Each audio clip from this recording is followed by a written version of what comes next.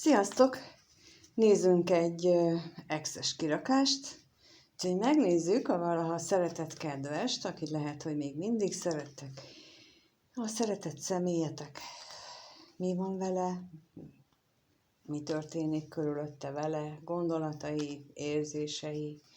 Gondol-e még rátok? Vagy egyáltalán mit lehet róla tudni? Kezdjünk is hozzá. Lássuk, hogy mi a helyzet ő vele most. Azzal a személlyel, aki valaha a szívetekben volt, lehet még most is ott van, szóval mi a helyzet vele? Mi a helyzet most vele?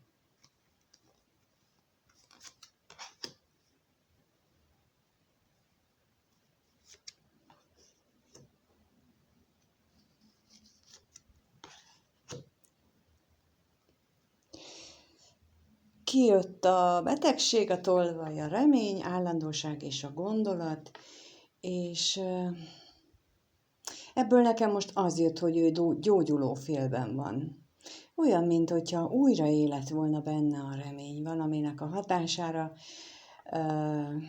valamilyen belső erő segíti őt ebben, vagy az intuíciója, vagy az égiek támogatása. A lényegen, hogy valami a reményekkel összefüggésben így megerősödött benne, és ez már a gondolataiban is megjelenik.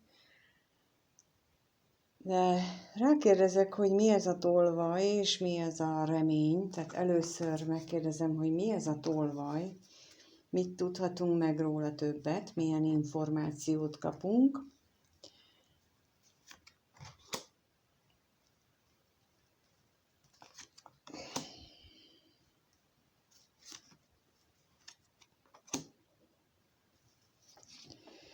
Kijött rá a látogatás, féltékenység és a pénzlapja, és ez utalhat arra is, hogy terveiben szerepelt korábban az, hogy egy találkozás lesz, de az is lehetséges, hogy egy munkával kapcsolatos, vagy anyagiakkal kapcsolatos találkozóról beszélnek a lapok, ami végül is nem jött össze. De valami mégiscsak történhetett, mert a reményei újra életek, és akkor most a reményre kérek még új lapokat, a reményre kérek.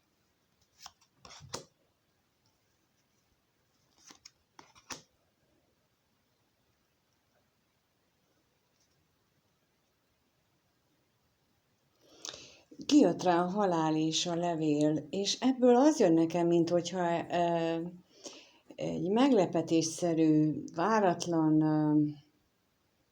új szerződés, vagy új információ érkezett volna az ő életébe, ami hozzásegítette ahhoz őt, hogy új remény ébredjen benne. És mik a gondolatok itt? Milyen gondolatai vannak? A gondolatairól mit tudhatunk? Ház, a gyermek és a váratlan öröm.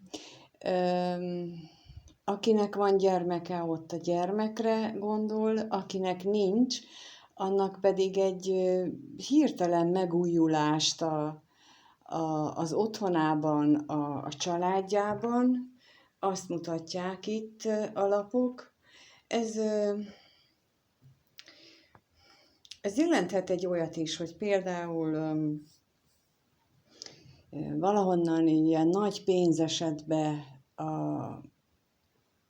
a családi kasszába, aminek következtében ez a rossz állapot, amiben ő volt, mondjuk a pénzhiány, vagy az általános hiányok miatt, emiatt átalakultak a reményei. Ugye ez a pénz esetben ez köthető egy szerződéshez, akár egy új munkaszerződéshez, egy új munkához, egy ingatlanadásvételhez, vagy bármihez, és ezt úgy gondolja, mint egy isteni ajándékot, vagy mint ahogyha végre ránézett volna már a Jóisten, és, és akkor ennek kapcsán, vagy ennek következtében ez ilyen váratlanul jött, és azon gondolkodik, amit mondtam, hogy talán ez isteni közbeavatkozásra történt, hogy az otthonában a helyzet az teljesen más lett, átalakult. Mi változott az otthonában, milyen változás következett be, mi ez a változás, mit tudhatunk róla. Egy örömteli változás következett be, mert kijött rá a szerencse és a lelkész, tehát az is lehetséges, hogy valójában ennek a pénznek következtében megújult a kapcsolata, ahol ő most van, vagy megújult az ő belseje. Például, ha ő így gondolja, hogy ez egy isteni beavatkozás volt, akkor a hithez való viszonya is megújulhatott, vagy átalakulhatott, és ennek következtében is létrejöhet egy nagy változás, egy jelentős változás az ő otthonában, a jelenlegi családjában, vagy általában véve, de összességében úgy látom, hogy ez egy nagyon pozitív változás az ő életében. Jó, akkor megnézzük, hogy akkor újabban ezen kívül, hogy ugye a helyzetjelentésre kérdeztük azt, hogy mi van nála.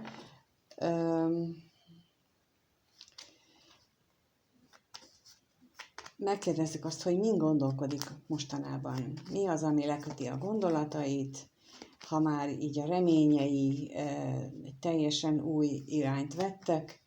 Mi az, ami leköti a gondolatait? Mi az, ami leköti a gondolatait? Mind gondolkodik ő mostanában? Mind gondolkodik ő mostanában?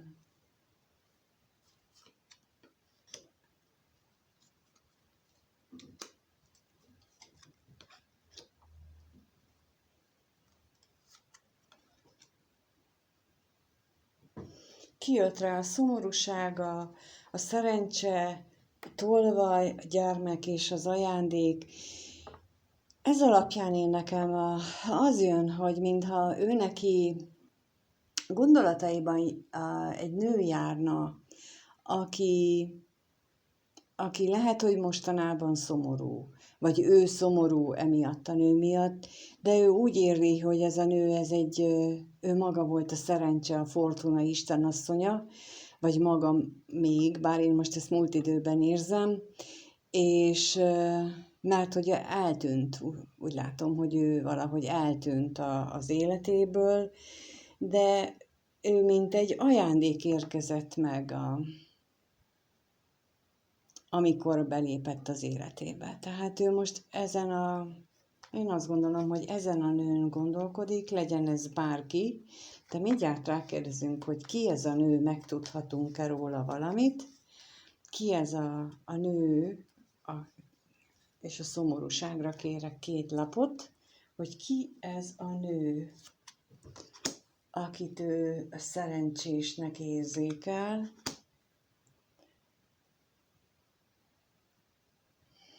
Tolvajra is kérek még 2, ugyanezzel, hogy ki ez a nő.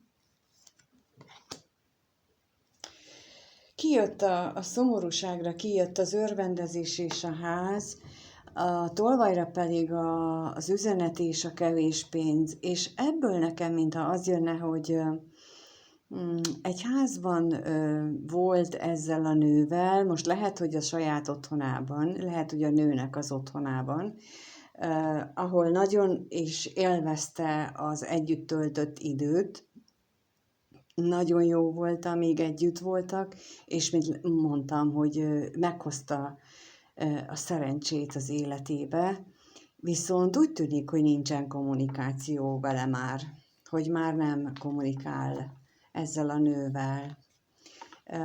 Megkérdezem még itt a gyermekre, hogy mit tudhatunk meg így ezzel a helyzettel kapcsolatban, akire, a nővel, akire gondol, hogy a gyermekre kérek még lapot.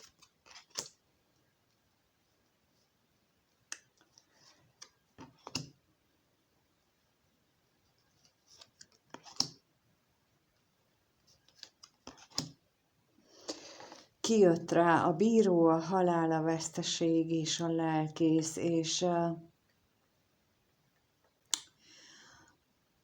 ez azt mondja számomra, hogy ez ugye az előbb az volt, hogy megszűnt közöttük a kommunikáció, itt pedig azt mutatja, hogy megszakadt a kapcsolat, de ez olyan nagyon mély lelki fájdalmat, veszteséget jelent, mintha a lelke belehalt volna ennek a nőnek az elvesztésébe, vagy a távolságába, vagy a hiányába. Így gondol rá. Nem kaptunk rá választ, hogy ki ez a nő, de az biztos, hogy nincs vele, az biztos, hogy nagyon hiányolja, minden nagyon mélységes, mély hiányt él meg, nagyon jó. Lássuk akkor, hogy milyen érzések vannak benne. Milyen érzések vannak ő benne most? Milyen érzések vannak benne most? Milyen érzések vannak benne most?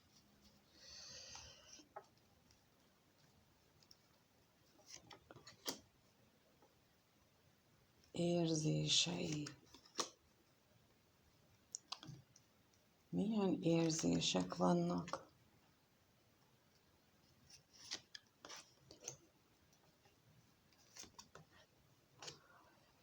Kijött a bíró, a remény, a gondolat, a gyermek és a kevés pénz, és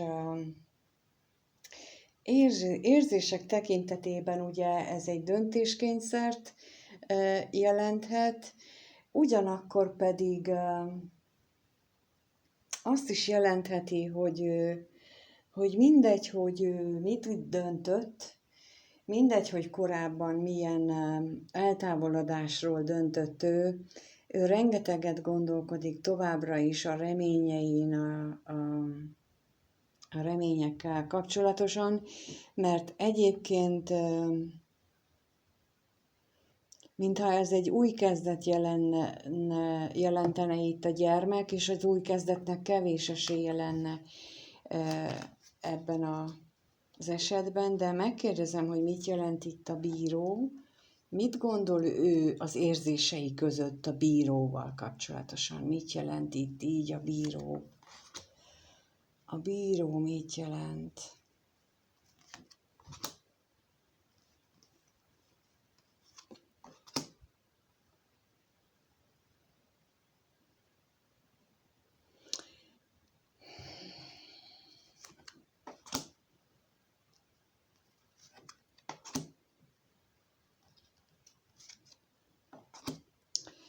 Kijött a ház, a látogatás, a halál, az ellenség, a veszteség és az ajándék. És igen, ez egy múltbeli döntés volt, amikor azt gondolom, hogy ő az otthonát, a jelenlegi otthonát választotta, vagy amellett döntött, egy másik kapcsolat helyett, ami nem volt felvállalt kapcsolat, és azt úgy tűnik, hogy végleg lezárta,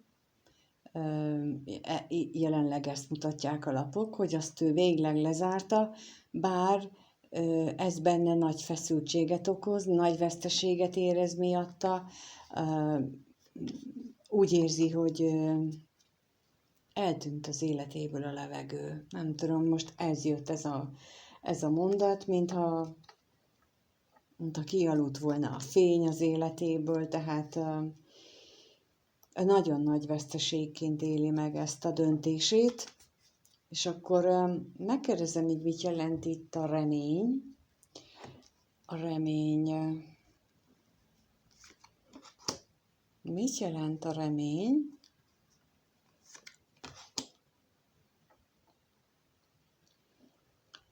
A tolvaj és a pénzlapja jött ki, abban reménykedik talán, hogy nem tűnik el ez a pénz, ami most megjött, hogy észszerűen tudja felhasználni, és akkor mind gondolkodik, akkor a gondolatra is kérnék szépen még. Mi az, amin ő gondolkodik? Kijött az állandóság és a szomorúság. Lehet, hogy azon gondolkodik, hogy vajon megéri-e ez a pénz, ezt a szomorúságot, ezt a hiányt. Hogy elképzelhető, hogy ez is eszébe jut, hogy arányban van-e, vagy megéri-e ez számára. És itt most a gyermekre kérnék még rá, hogy mit jelent itt a gyermek, az újrakezdés jelenti-e, vagy mit jelent itt a gyermek.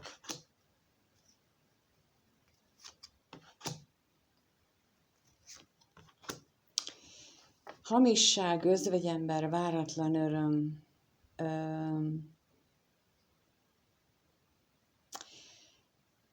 Talán, amit mondtam az előbb, hogy az újrakezdésnek kevés esélye van, ezt próbálja úgy elhitetni magával, hogy még jó is ez, hogy ő magányos lett, még jó is az, hogy így alakultak a dolgok, hiszen itt ez a sok pénz, hiszen milyen jó egyébként az életének a más területe, tehát ezt a gondolatát, hogy nincs itt már újrakezdésnek esélye, ezt ilyen áll és hazug dolgokkal próbálja elkendőzni, vagy eltakarni maga elől. Jó, akkor megkérdezzük, hogy veled kapcsolatosan mi a helyzet nála.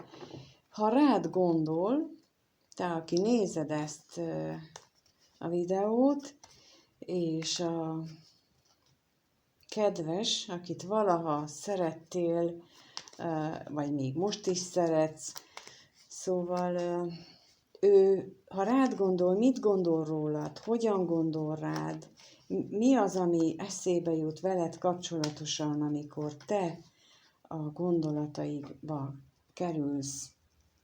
Mi az, amit veled kapcsolatosan gondol? Ki vagy te az ő számára?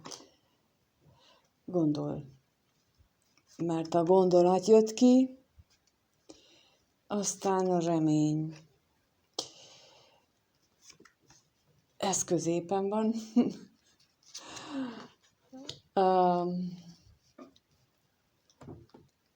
A szívkirálynő, mint szerelmes nő, a szerencsétlenség és a házasság.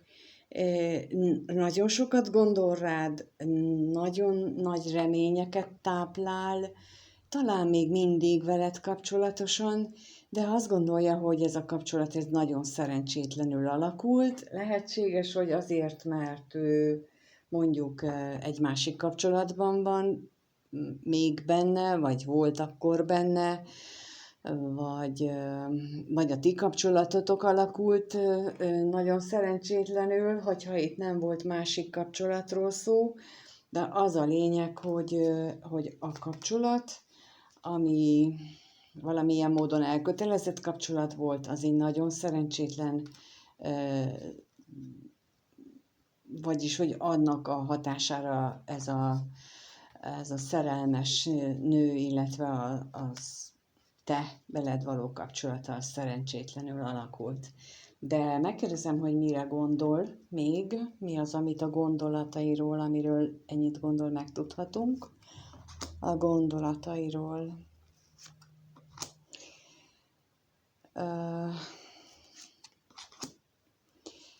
Üzenet, szomorúság, ház.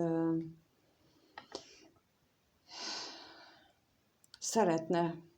A gondolataiban az látszik, hogy a házzal kapcsolatban, vagyis hogy bizonyos dolgokkal kapcsolatban szeretne veled beszélni, de ez el is szomorítja, hogy miről, vagy hát amit ő tudna mondani. Lehet, hogy nem túl vidító dolgokat tudna számodra mondani igazából. Mit jelent itt a remény? Miben reménykedik ő? A veled kapcsolatos gondolataiban milyen reményei vannak? Milyen reményei vannak? Halál, ellenség és szerelem lapja, és abban reménykedik, hogy ez a köztetek lévő nagy szakadék, vagy ez a nagy probléma, ami elválaszt benneteket, illetve elválasztja őt a szerelmétől, vagy a szerelem érzésétől, az képes megváltozni, az képes átalakulni. Szóval én most itt azt érzem, hogy itt a halál az ellenségnek a eltűnésére, meghalására vonatkozik, és ez a remény élteti. És mit keres itt a szerencsétlenség a veled kapcsolatos gondolataiba? Mire vonatkozik itt a szerencsétlenség? Mire vonatkozik itt a szerencsétlenség? A lelkész, a váratlan öröm és az állandóság. Itt, ha van neki egy tartós kapcsolata, akkor arra vonatkozhat, vagy volt, arra vonatkozhat, hogy ott valami váratlanul másképp alakultak a dolgok, tehát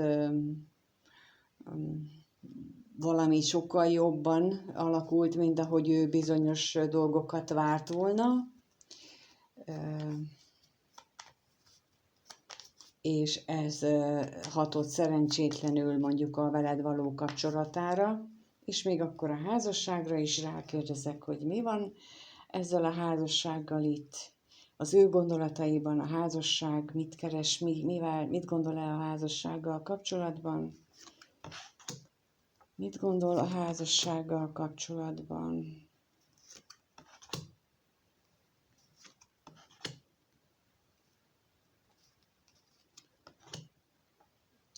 Veszteség, vágy, gyermek, özvegyember és örvendezés, és én nekem most ebből az jön, hogy ez ebből a kapcsolatból eltűnt a szenvedély, ha van gyermek, akkor az maradt, és a magányosság, és a felszínes jópofizás, de a valódi mélységek akkor innen eltűntek ebből a kapcsolatból. Ha tietek volt ez a kapcsolat, akkor ugye lehetséges, hogy ezért is lett vége, de ezek elég erősen foglalkoztatják az ő gondolatait. Jó, hát ha így jobban látjátok. És akkor megnézem még azt, hogy mit érez ő veled kapcsolatosan, a mostani érzéseit kérdeznünk meg, a valaha szeretett személyed mit érez veled kapcsolatban, mit érez ő most veled kapcsolatban, a veled az irányodba, az ő érzései, milyen érzései vannak neki.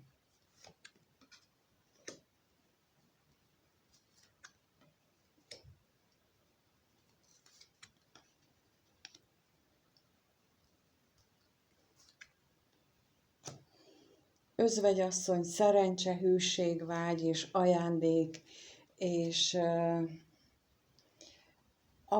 abban az esetben, ha te idősebb vagy, akkor azt gondolja, hogy te, akkor, mint az első sorban is kijött, hogy egy nőre a szerencse istenasszonya számára, akkor te vagy az a nő, ha te így idősebb vagy, mert te hoztad az életébe a szerencsét, a fényt, a minden jót, és emellett az érzései mellett ő kitart, mint ahogy kitart a vágyai mellett is, és amellett az érzés mellett, hogy te vagy a csoda ajándék az ő számára. Megkérdezem itt azért az özvegyasszonyt, ez mit jelent itt az érzéseiben? Mi van, ha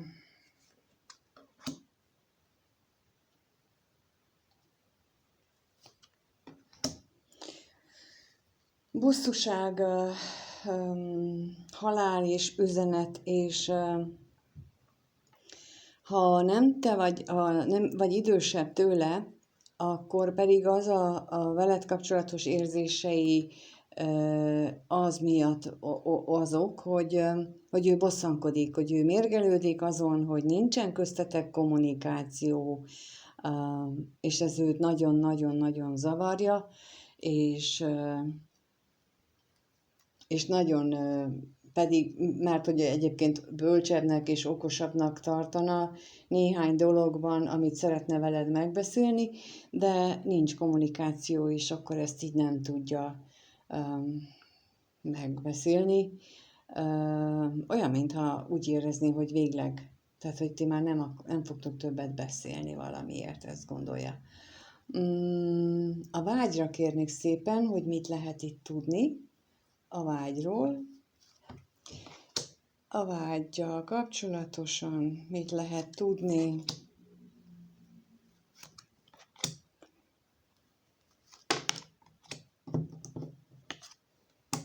Kijött rá a veszteség, a féltékenység, a tolvaj, a örvendezés és a ház. Talán ez azt jelenti, hogy az otthoni, vagy hát a környezetében lévő felszínes kapcsolódások miatt fél attól, hogy ez a vágy is eltűnik belőle, illetve veszteségként éli meg, hogy csak vágyakozása van. Tehát, hogy nem találkoztok, úgy tűnik, és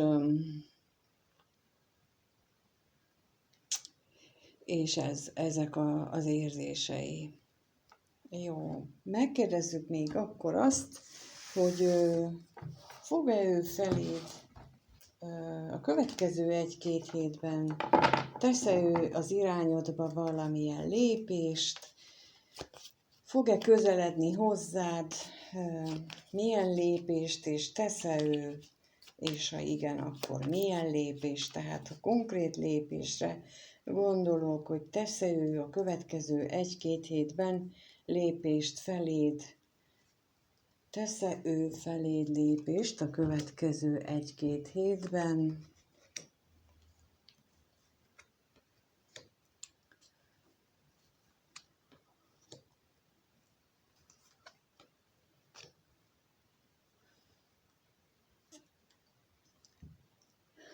Kijött a katonatiszt, az örvendezés, a házasság, a levél és a bíró. Ez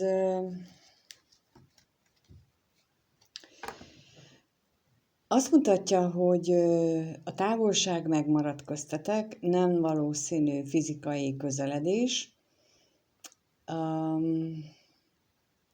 Valamiféle kapcsolati szerződés, vagy kapcsolati kommunikáció az, ami a következő 1-2 hétben nála domináns lesz, illetve lehetséges, hogy ugye mondtam, hogy úgy tűnik, mintha kapott volna valami pénzt, és ott is feltűnt már ez a levél, a szerződés a bíróval, tehát lehetséges, hogy ott ennek kapcsán valamiféle következménye vagy folytatása lesz, de ebben nem látok semmi olyat, hogy ez veled hogyan kapcsolódna. Azért rákérdezek itt a katonatisztre, hogy erről tudhatunk-e meg bővebbet a katonatisztről. A katonatiszt kijött rá a halál és az állandóság, és ez valami nagyon hosszú távú átalakulásról beszél. Tehát, hogyha itt jelen esetben a veled kapcsolatos távolságot jelenti, távolságtartást, meg például egy fel nem vállalt kapcsolatot, akkor ebben lehetséges valami olyan változás, hogy ez most már véglegesen így marad, például jelentheti ezt is, hogy mondjuk nektek nincs értelme várni, hogy ez az ember mondjuk visszajön hozzátok. Ez egy ilyen végleges átalakulást is jelenthet itt. Mit jelent itt a házasság?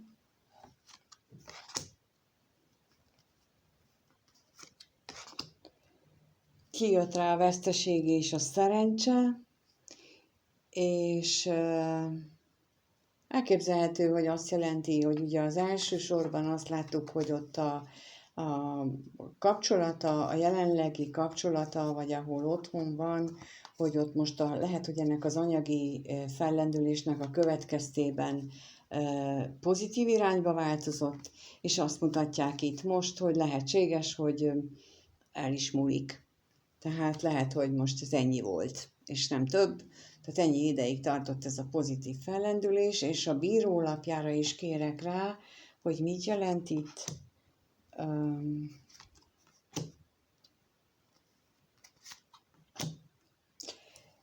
Kijött rá a váratlan öröm, a gyermek és a szerelem lapja, és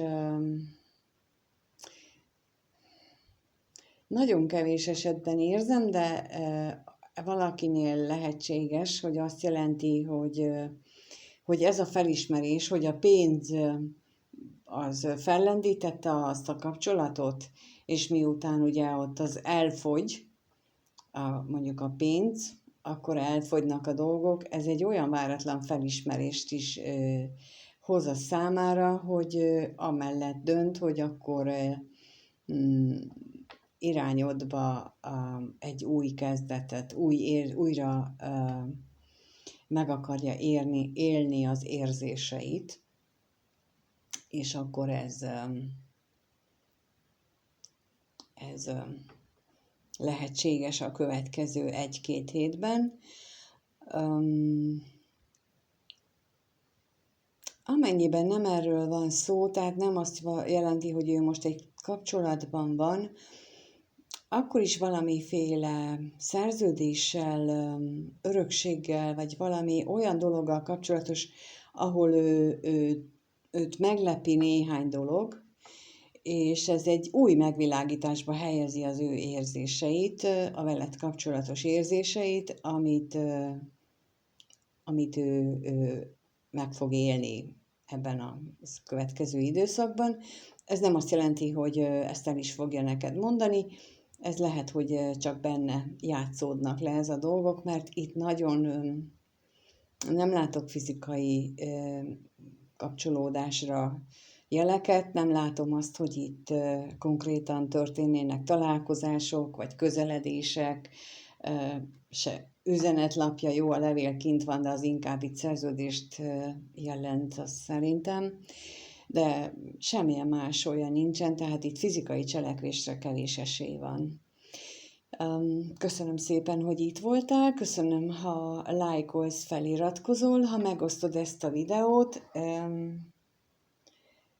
Amennyiben ezekkel a problémák, vagy ezekkel az ilyen jellegű kapcsolatokkal vannak, úgy érzed, hogy vannak feldolgozandó dolgaid, akkor keresd nyugodtan, keres e-mailen, vagy a Facebookon,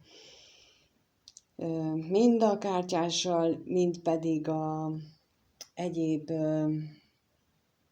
párkapcsolati tanácsadással tudok segíteni, vagy van a 4 hetes intenzív kurzus, ami szeptemberben újraindul, úgyhogy 4 hónapos, bocsánat, úgyhogy ott is szívesen várlak, és szeretettel, és megpróbáljuk kihozni mind a maximumot, amit lehet az életből. Minden jót kívánok mindannyiótok számára. Sziasztok!